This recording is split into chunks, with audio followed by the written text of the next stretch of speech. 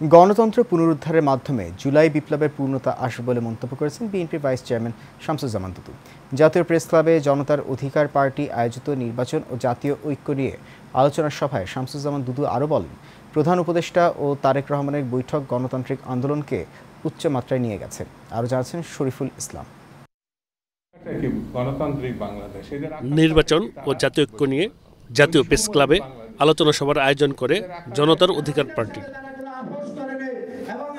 অনুষ্ঠানে বিএনপির vice chairman Shamsuzzaman দুদু বলেন, নির্বাচনের মধ্য দিয়ে গণতন্ত্র পুনরুদ্ধার ও জুলাই বিপ্লবের পূর্ণতা আসবে। গত জুলাই আগস্টের গণঅভ্যুত্থানের পূর্ণতা আসবে গণতন্ত্র প্রতিষ্ঠিত হলে।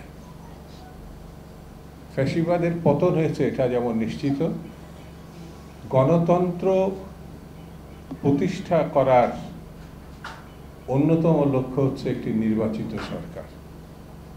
প্রধান উপদেষ্টা ও তারেক রহমানের বৈঠক গণতান্ত্রিক আন্দোলনকে উচ্চমাত্রায় নিয়ে গেছে বলেও মন্তব্য করেন বিএনপির এই নেতা। লন্ডনের ডক্টর মোহাম্মদ ইউনূস এবং বিএনপির ভাইস চেয়ারম্যান বা ভারপ্রাপ্ত চেয়ারম্যান জনাব তারেক রহমানের যে সভা, এই মিটিং,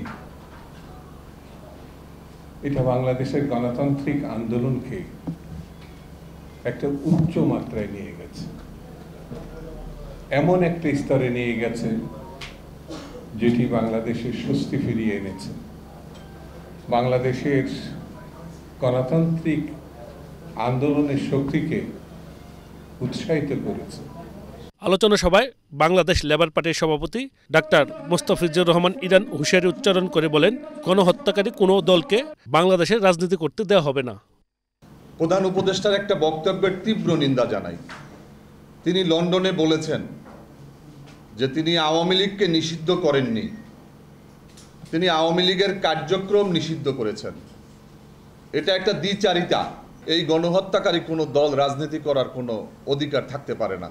মতবিরোধ ভুলে জাতীয় স্বার্থে সবাইকে ঐক্যবদ্ধ হয়ে নির্বাচনের মাধ্যমে গণতন্ত্র ফিরে আনার আহ্বান জানান বক্তারা। Shariful Islam, Asian television, Dhaka.